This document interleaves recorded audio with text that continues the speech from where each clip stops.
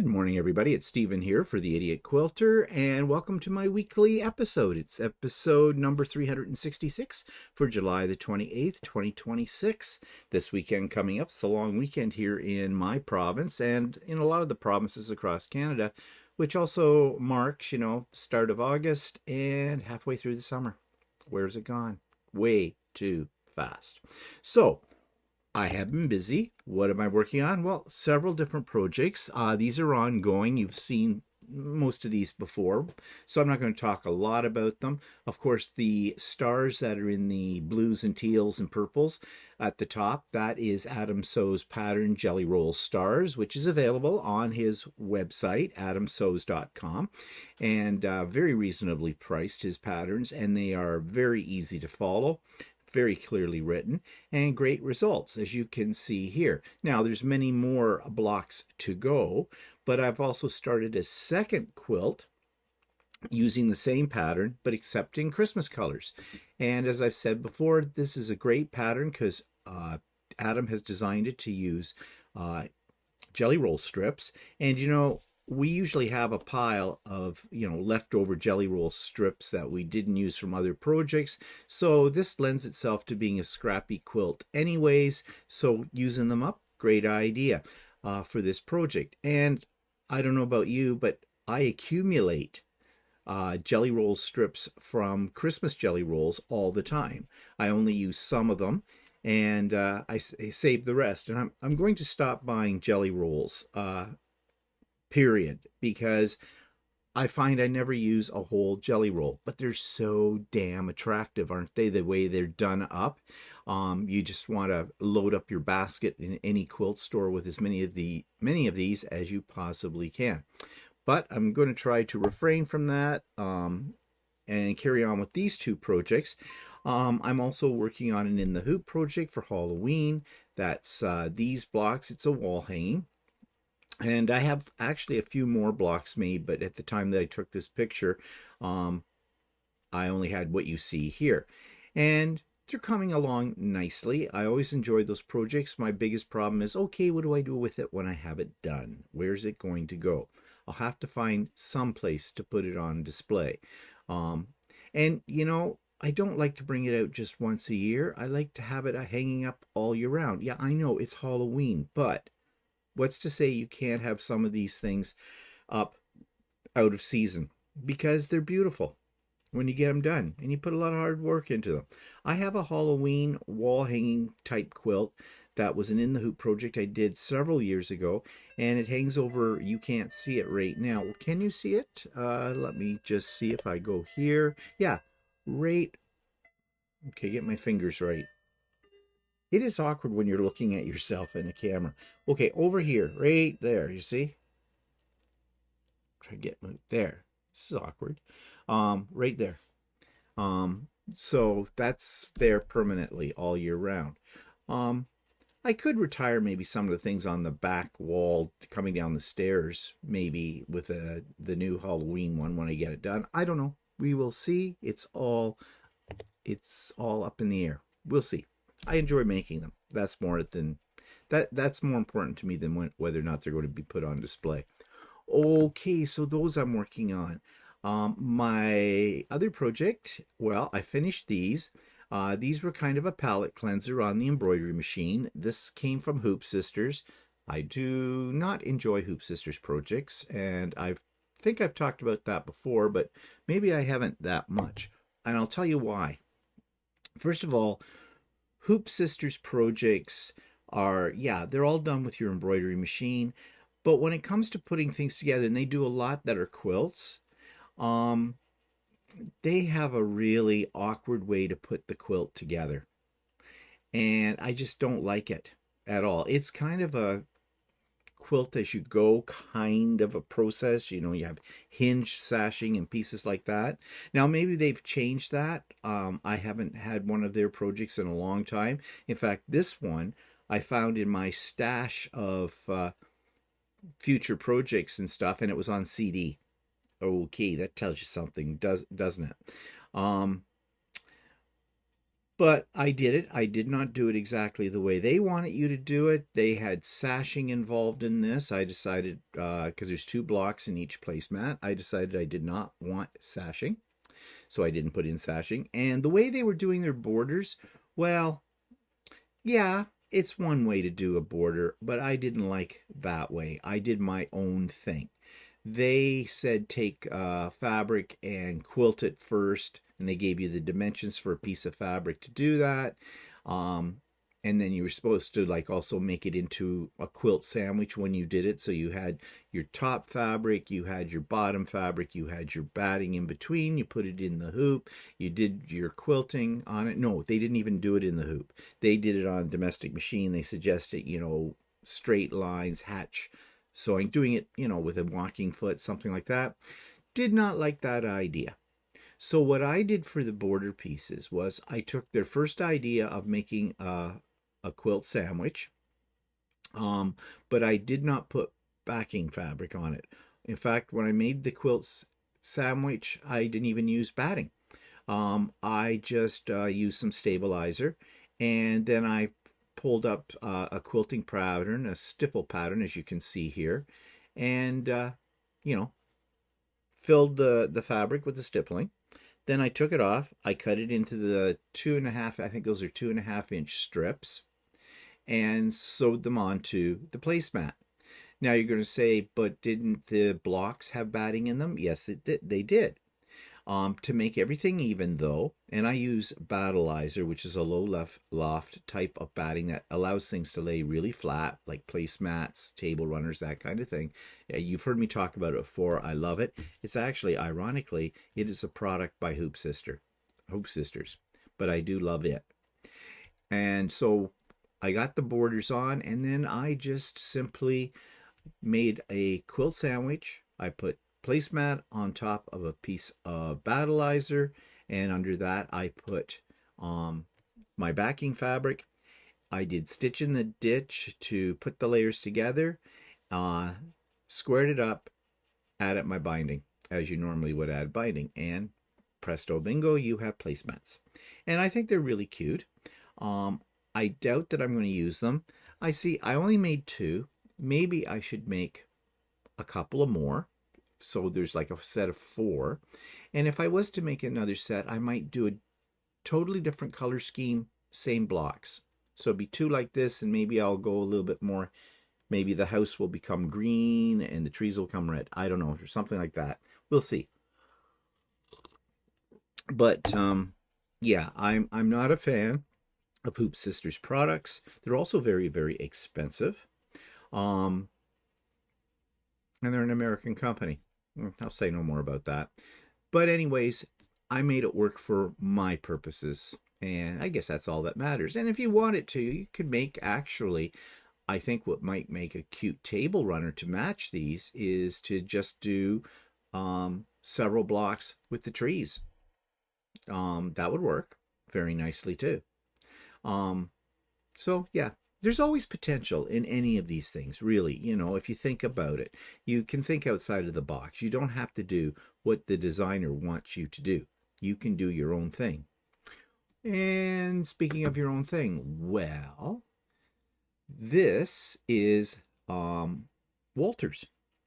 He made the blocks. They're not sewn together yet. Next week I will show you what the finished top looks like, because he's had this sitting around for several years. He got the blocks done. He did it as a class. It's a fairly simple block design, but it's got a very modern appeal to it, and he picked these fabrics, which I really love, the fabrics that he picked.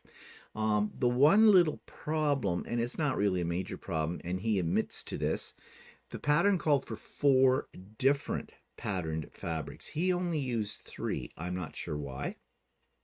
But if there had been a 4th one, there would be more of a sense of symmetry in at least the big blocks of patterned fabric. However, once it's together, I don't think that's going to be a problem. I've looked at it. I've taken a picture of it in this format. It has to go together in a definitely a specific way because you see all those black strips with the points. Well, when you get it all together, you get kind of a stylized star where they all come together, which is kind of cool. So I'll let you know a little secret. I do have the whole thing put together. I asked him if he wanted a border on it. So he said he thought he did want a border. Um, this pattern did not call for a border, but he wants it's his quilt. I'm just putting it together for him. So we found some fabric that I think will look fine for the border. And then he has another quilt that he can actually quilt and, and there's lots of space here. Like there's lots of negative space for him to do, his free motion in. So it will look, I'm not going to say it could, will look very spectacular, I think, when it's done. So I'll keep you up to date on that little project as well. Today, my plan is to get the borders on it and get this out of my hair so I can get back onto my own projects. Yeah, you didn't hear me say that. Okay, so those are the things I have been working on. And of course, I've got to get started cutting the pieces for the next chapter of the Art East Second Star to the Right quilt. And yeah, you know how I feel about this project. I do not like little pieces. I do not like cutting. I have said this many times over. Nothing against John. If this is your bag, go for it because it's there for you and it'll come out great. But it's not bringing me joy. I'm sorry to say that. I really do. Again, nothing against John. I think he's a brilliant designer. I think his ideas are brilliant.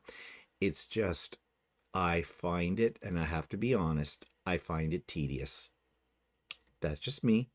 Okay?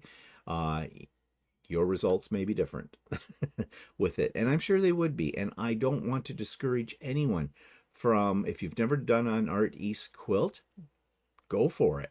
If you see something you like on their site, and they have lots to choose from, I wouldn't suggest you start with one of the bigger projects.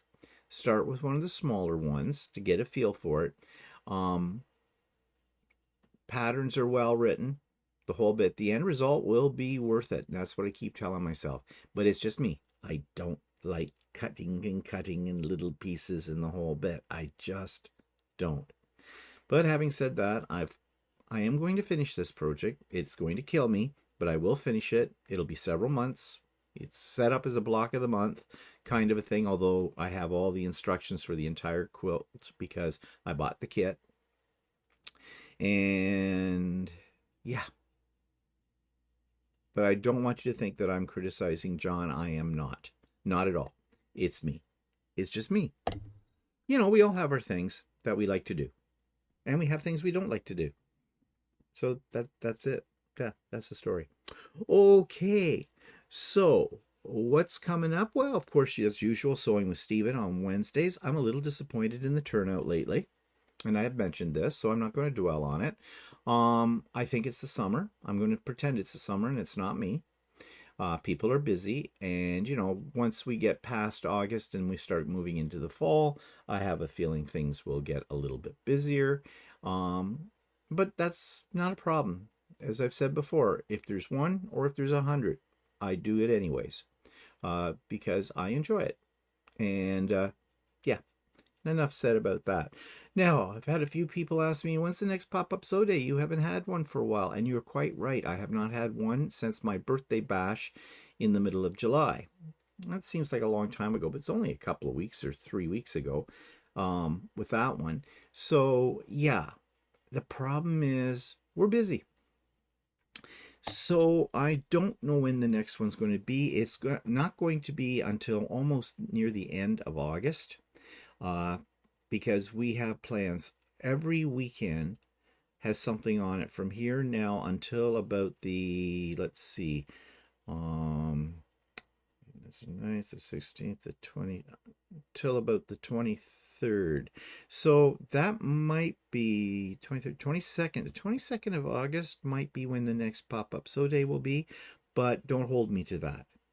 Um, I will let you know for sure when the time comes.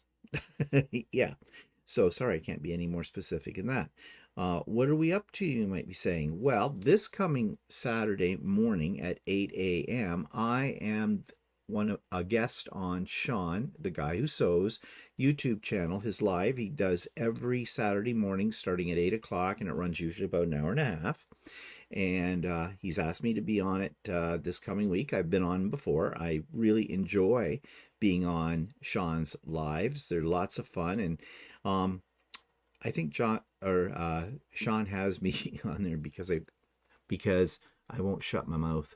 Yeah, I just keep talking, and you're going, oh, is that something strange? No. But anyways, I was very happy to be asked to be on, so I will be. So that's this coming Saturday, which is August the 1st, at 8 a.m. on Sean, the guy who sews, YouTube channel. So I hope you can pop in and say hi and join in on whatever we're talking about. And we'll talk about everything. Okay, so that's coming up. Now, the weekend after that, well, next week, Walter and I have decided we need to have a little getaway. So we've got 2 nights in Kingston, which is a place, city just east of us by about 2 hours. Haven't been to Kingston in a while. It's a beautiful city, especially in the summertime, because it's right on the lakefront of Lake Ontario, and which very close to where Lake Ontario starts to become, well, near what they call the Thousand Islands there, which eventually, moves into the St. Lawrence Seaway. But it's a great little city, very historic, great places to eat. There's always something going on. I lived in Kingston for a year. When I did my teacher's college, I went to Queen's University, because it's a university town, to do my teacher's education there. And well, it's changed a lot in 40 years, 45 years. Good God, that was a long time ago. And so we just decided, yep, we need to get away. We talked about Toronto, but you want to know something? Toronto's disappointing anymore. You get into Toronto, everything's under construction. There's people everywhere. Yeah, it's just, then you say, we look at each other and say, why? I mean, there's lots to do in Toronto and things like that, but we've done it before and we'll do it again. But we haven't been to Kingston, as I said, in a while. So we're going during the week. We're going to go up there for a Thursday and a Friday next week.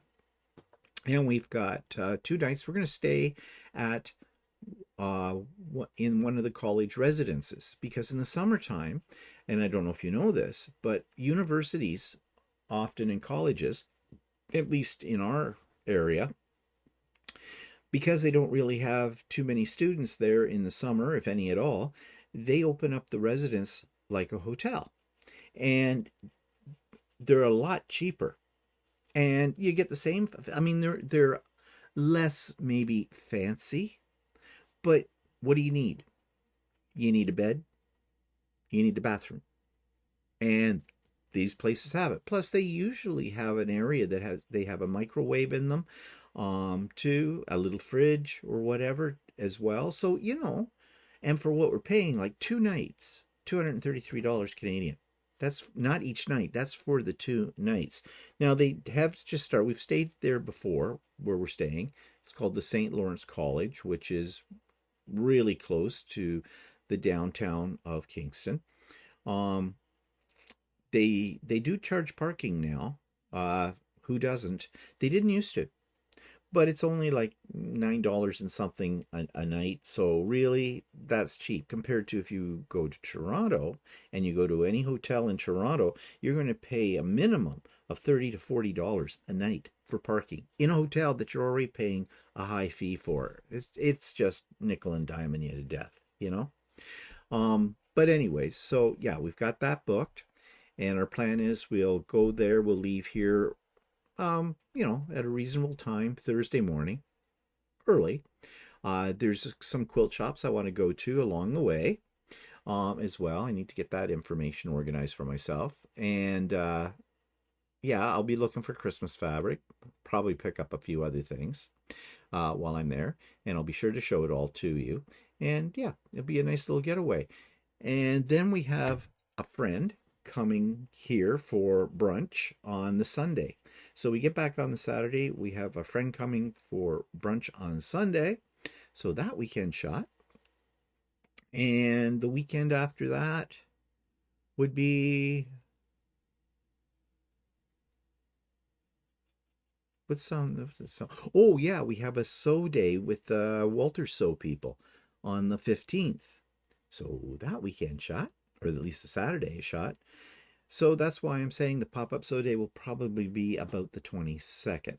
Again, don't hold me to that, but you know, I'm itching for a pop-up sew day. So yeah, that's sort of the plan now. Okay, so what did we talk about last week on everything? Well, Monday morning coffee with Stephen which was yesterday at the time of recording this, July the 27th, was live because it's the last Monday of the month. And so the last Monday of every month, I do Monday morning coffee with Stephen as a YouTube live. And I had quite a few people there in the comments, and that was great in the chat. And yeah, so the replay is up if you're interested in watching it. I warn you, it's long. It's almost 2 hours. Yep, 2 hours of me blabbing. I know that some people like to put me on in the background and do their sewing, and that is just fine with me. Okay, whatever floats your boat, go for it. On So Chatty last week, Walter showed his process for doing free motion quilting as he's working on it. He was very, very nervous about showing you that. He said, I'm going to make all kinds of mistakes. Well, I said, that's why I want us to show this so people see that it isn't, you're going to make mistakes. You learn from those mistakes. And we had a lot of mistakes. A lot you didn't see on camera. That is why the video is a little disjointed. I had to edit those out because we broke thread. We busted a needle at one point. Everything that could go wrong went wrong. And I swear it's because Lucy, the long arm, loves Walter, hates me. I'm in the room recording everything, and Lucy just wanted to be a bitch. She does that. She hates me. But she loves Walter. So if you haven't seen that, you might want to. And on Stephen and Walter Live, we talked about all kinds of things, but our main focus was on what I call driving can kill you more than ever, because people drive like fiends anymore. And it statistically has been proven that we are getting worse, because I looked it up. Yeah. And so we talked all about that. And there's some interesting things I found out about why we are bad drivers beyond just the most obvious stuff that you can think of. So yeah, that was last week. So last week I did some shopping online for fabric, and then I went up to Kawartha Quilting, which is, you've heard me talk about Kawartha Quilting before, which is up north of me by about half an hour, and picked up some more fabric. And while we were up there, Walter had pre-ordered a big roll of wool batting because he's really getting into this free motion quilting, as you know, seriously, and he wanted to try it on wool. And wool is expensive, is expensive. But we went up there and picked that up, and of course, while I was there, I had to buy some fabric. Well, this fabric I'm showing you right here did not come from Kawartha Quilting. This came from online, a shop that's in Stratford, Ontario, that I have actually physically been to before, and highly recommend that if you're ever in the Stratford area, that you check out their store, because they just have everything, and prices are fairly good. So I bought these online, and you know, fairly traditional, the poinsettias and everything. I think this one's really pretty with the blue background, something a little different. So I got these, and I got all of these as well. Holly leaves and some greenery. You got to have some green, you got to have some red, okay, because that's tradition. And then I picked up some fun things like with the musical instruments and notes on it in two colorways, the white one and the black one. This one with the little deer on it, I thought that was kind of cute, and that's supposed to be sort of a Christmas. I know I've got it up there upside down. That's supposed to be like a Christmas bauble or ball or whatever. You got to have some snowflakes. I do like blue in a Christmas quilt, and so these two work well. These images might be more something you might fussy cut, or at least have a pattern that has like maybe bigger squares. And similar with these ones, the blue, the sleighs, I just thought they were very pretty. And the scenery one, houses, snowy street, and the trees. Okay, you always have to have some trees, Christmas-like trees with snow on them too. So I got quite a haul there. That represented about $900 worth of fabric. Yes, and many of those fabrics were on sale. And they threw in 4 bottles of Mary Ellen's Best Press, which I actually don't use. I use Acorn pressing solution, but maybe I'll give Mary Ellen's a try again. I started out using Mary Ellen's back when I first got into quilting. It makes me cough or sneeze. I don't know what's in it that does that. And that's basically what why I stopped using it. But maybe I'll give it another shot and see how that works out. And of course, I got these little snips and a seam ripper and a little tag, which was nice that they threw in goodies. I love it when you buy from an online store and they throw in a little surprise goodie bag of things as well. You know, it's good customer relations. It brings you back to their store. Then we went to, well, no, these are all the ones here stacked up. I put them on comic book board. Had to order some more comic book board, actually. I ran out in the process of getting these all organized. So I ordered more from Amazon. And because when I went to Kawartha Quilting, I bought more fabric. Now, they had their fabric. These are ones that have been left over from last year. Their new line hasn't come in yet, and I think they're going to reveal those at their anniversary sale that they have every year in August. I forget what the date is. I need to look that up. But in the meantime, all of these were like 40% off. So yeah, had to go for that. And so I did, and I bought 2 meters of pretty much everything that you see here. And I needed some place to store it. So I have this little cupboard mounted on the wall that's above my ironing station, my pressing station. It had miscellaneous bits and pieces of stuff on it. Cleaned off the miscellaneous. It is now my storage for my Christmas fabrics. Yeah, I do have quite a bit. And now I know what I have because I can see it. I took my other ones that were sitting on another shelf and I incorporated it into the new ones that I bought. And so I think I've got enough. No, I don't. I am still hunting for Christmas fabric. And call me crazy, and you do.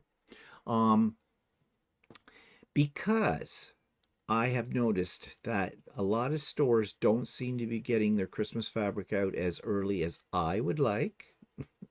It's all about me. I've decided that I'm going to buy 2 years worth. In other words, I'm not going to be scrambling in July next year when I like to start my Christmas projects, 6 months before Christmas, 5 months before Christmas. I'm going to have my fabric on hand. I'm keeping it in stock.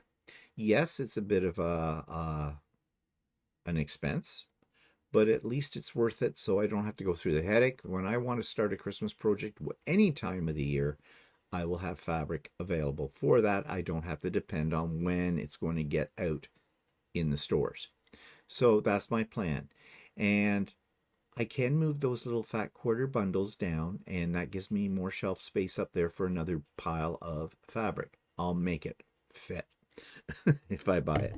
So when we go off to Kingston, as I said, there's a couple of stores I want to check out when I'm there. I may be picking up some more Christmas fabric, and I'll share all of those purchases with you once I have them, which will be about 2 weeks' time. Okay, so yeah, that's all I want to show you there.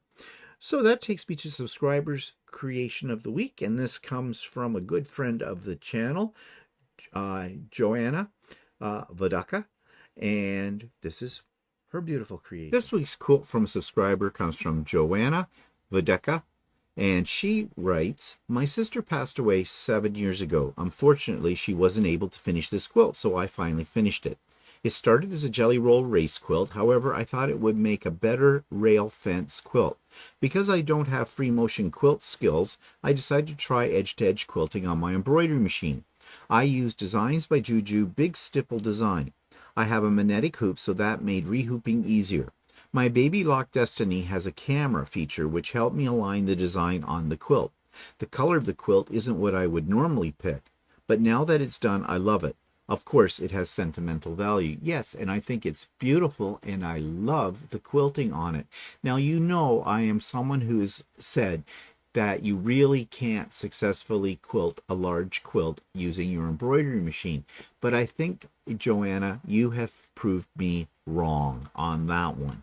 You've done a beautiful job with it, and the kind of embroidery machine you have with the camera that's on it, it does make this a little easier task. Although, having said that, it's still difficult. But you know, you did it well, you've mastered the technology, and I think this final quilt is gorgeous. I know you say you're not that fond of the color scheme, it's not one you would usually pick, but I think it looks great, and I think it'll be a lovely little reminder of your sister who has passed. And yeah, I think it's just all around, it's a wonderful quilt. So thank you for sharing that with us, Joanna. Now, I'm almost out. I don't think, if I look at my little folder that I keep things in, yeah, my folder is now empty. I have nothing to show you from you. So, I would love to show what you have been working on. So, all you need to do is send me one picture of it and a little blurb about it, 50 words or less. And I'd be happy to feature it here. Okay, here's your challenge. I don't have anything to show for next Tuesday's Idiot Quilter. Send me something. Please send me something. Okay, so that takes me to a short tip of the week and how to sew a straight line. Now, you would think that that's a given. It is not. And depending on your sewing machine and your setup and what your expertise is in sewing, you might be struggling with this. So I found this YouTube short video tip that I think might be of help. This week's YouTube short tip is something that we all have probably a problem with, and we have different solutions, and this might be one or two different solutions for you that you've never tried before. And that is, if you're having trouble sewing a straight line using your domestic machine, then this little short tip shows you how you can sew a straight line, I guess. Check it out. Okay, so that takes me to the African Safari Table Runner. This is part 2 of my demo of how to do something like this in the hoop on your embroidery machine. This will run about 16 minutes long, this clip, so you might want to get yourself a cup of coffee, pause the video, get the coffee, and then return. Just a suggestion. So I have loaded my fabric, or my no-show mesh stabilizer, into my hoop, and now I'm going to draw out or sew out the placement line for the batting. And I have put black thread into the top of my machine, and it really doesn't matter what color you use. I'm using black, and yeah, you could use any color. And in your bobbin thread, I do not change my bobbin thread. I always use white no matter what, because no one's going to see the back of this when it gets all sewn together and I put a backing fabric onto the final product. So let's get this started. And I like to cut my tail off. And so this is the placement line, as I said, for our batting. I've already pre-cut my batting.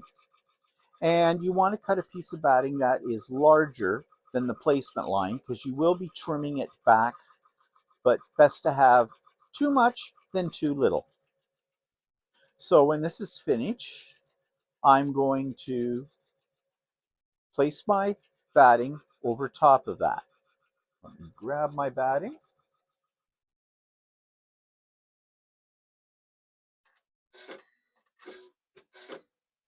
Okay, just going to bring up my arm. I'm not going to change thread here. I'm going to use the same color, my black, making sure that all of the lines of the placement line are covered with the batting, and then do this again.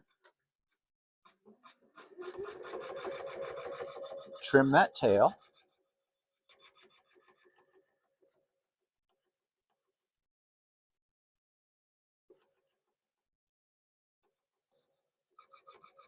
And you might want to just smooth down your batting as you go around, just to make sure there's no little wrinkles in it or you don't get a gather. And when this is done, I'm going to take it off the machine. I'm not going to take it out of the hoop. No, no, no. I'm going to take it off the machine, and I'm going to use my applique scissors to trim right around the batting as close as I can get without cutting it, this stitch line. Okay. So let's take this out of the hoop. Go over to the table. I'm going to move the camera so you can see what I'm about to do. Here we go. And I've got my duck-billed scissors, applique scissors. These ones I like the best. You can use whatever works for you, but I like these because I can get very close to the sew line. Now, you don't have to be really, really picky about this part. As long as you're within a millimeter or two of that sew line, that will be good. You just don't want it peeking out from beyond your fabric. I kind of like this part. Okay, I've got that. We get rid of that piece. Now, what I want to do is I want to lay my fabrics over these placement lines. The top part, which is the part closest to you right now, will be in yellow. So I'm going to lay that wrong side down and make sure that there's a good at least half an inch or more on either side of the batting and at least a quarter of an inch or so beyond that line that you just saw here. And I'm going to take my blue fabric, which is the water for this part, and I'm going to put it right side down. So I've got right sides together and line it up with the bottom of that piece of yellow. And don't worry if these sides aren't equal. They don't have to be, just as long as there's enough on either side of the batting. And we're going to put it back in the hoop. And what the machine is going to do is it's going to stitch a tack down line across here. And then we're going to fold the blue fabric over, give it a finger press, and let the machine stitch all the way around it to hold down the piece. So I'll just move you over here. And we'll put this back in the machine, secure the hoop, put down my foot, and let it do that tack down line.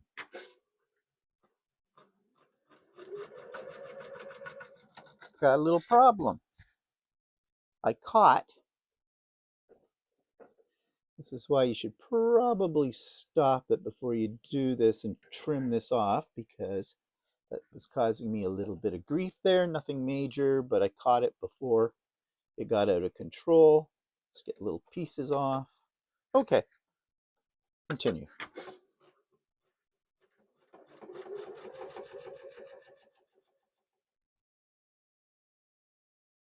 Okay, so that has done that. Now we want to take our blue piece of fabric and we want to fold it down right to the bottom. And then we're just going to finger press it. Now, in the instructions, Kay, in her video, suggests you tape these pieces. And you can, if you're afraid something's going to flip up. I don't do that. I just watch it very carefully, and when we get close to the foot coming here, I just use a little tool like this, and I just hold it down. So drop the foot. We're still using black thread.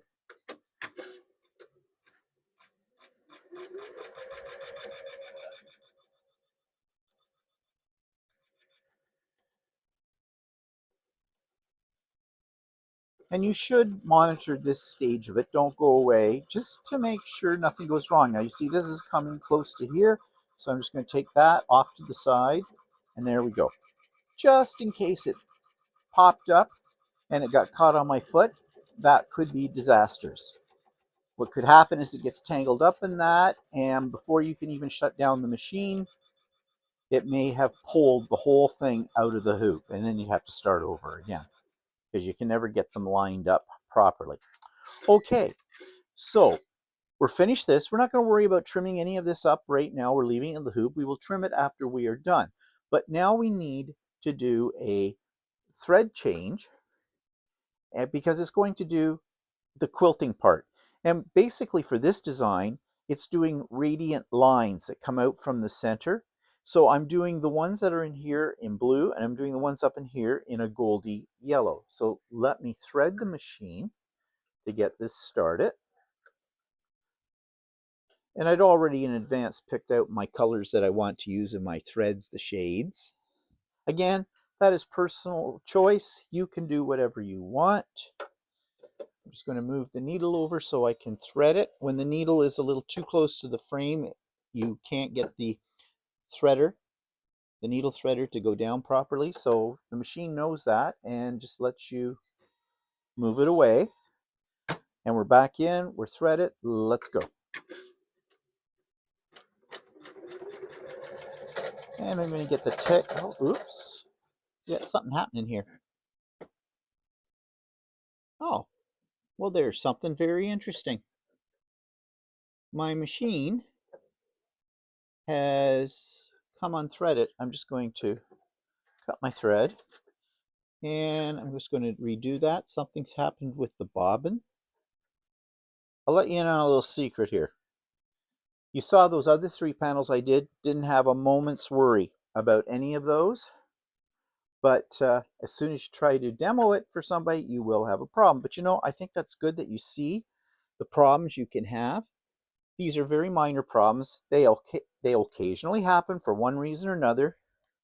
Sometimes your machine just doesn't want to cooperate. Okay, get that thread off me. I'm going to take the hoop off, and I'm going to reseat. Aha, there's a little piece of thread caught in there.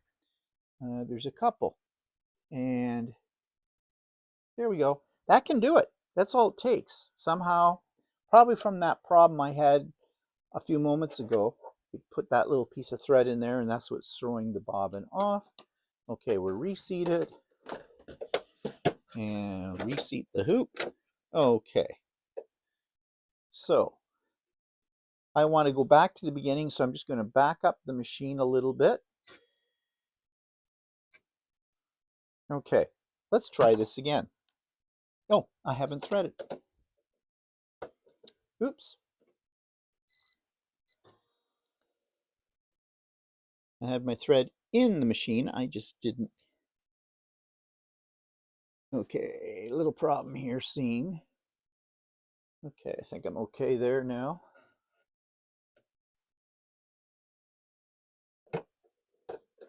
There we go. Go back. And now this way I'm going to show you the right way to do this. Get it started. Stop it. Cut that tail. That's the proper way. I was cheating before. Usually it works for me, but this time it did not. Okay, so carry on. Oops. See a loose thread right there. Okay, get that out of the way.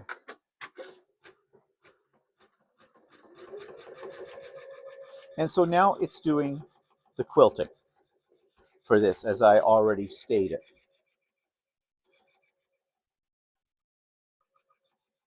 Now, I know on camera it's very difficult to see what it's doing, but it's putting out radiant lines from the center, and it'll do this for that whole panel. Then it'll stop, and then we're going to do the same thing in the upper part, in the yellow part, and it's going to do the same thing. So I'm just going to let this go, and I'm going to speed it up a bit so you can see both things being quilted.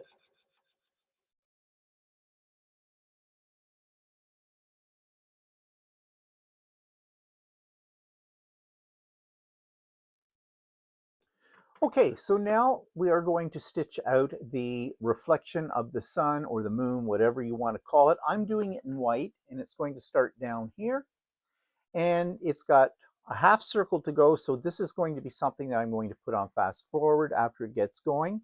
So I'm thread it. Here we go.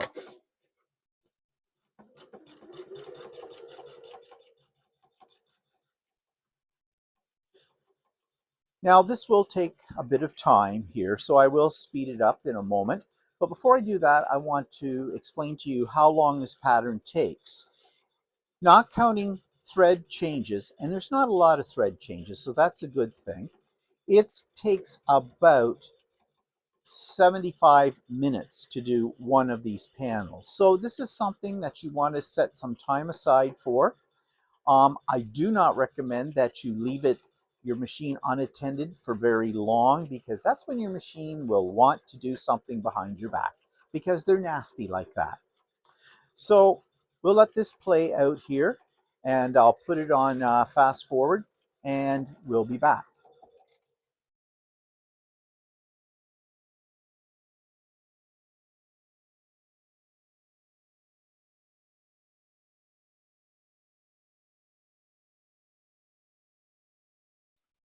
Okay, so we've done this half, this reflection of the moon in the water, but now we're changing thread, and we're changing it to sort of a goldy yellow, which is going to do some texturizing in here. It's just little highlights that it does. It just makes it stand out a little bit more. It is somewhat subtle, but I think you shouldn't skip this step.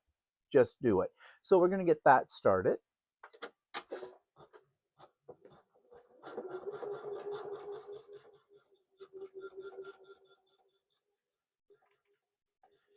And essentially now, after this is done, the needle's going to move up to the top up here, and it's going to do this again in white and then the yellow again. So we'll come back to that when this part is all finished. Okay, so what we're doing now is we change thread to black, and now it's making the silhouette of the animals. And so there'll be the animals on this side, and then their reflection down in here. So the same thing, but just upside down. And we're going to let this play out for a while, and then we'll come back to another section of it.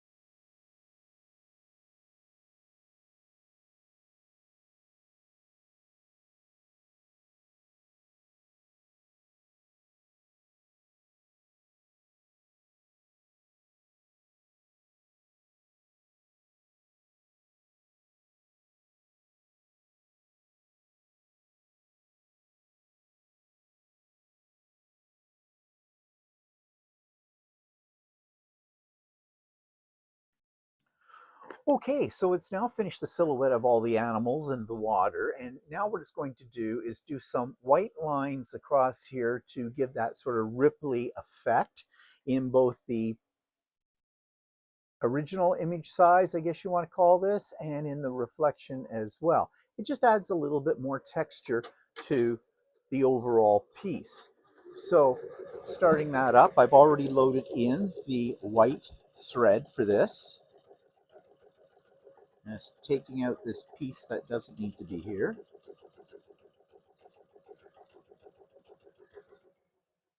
And we'll just let that run its course.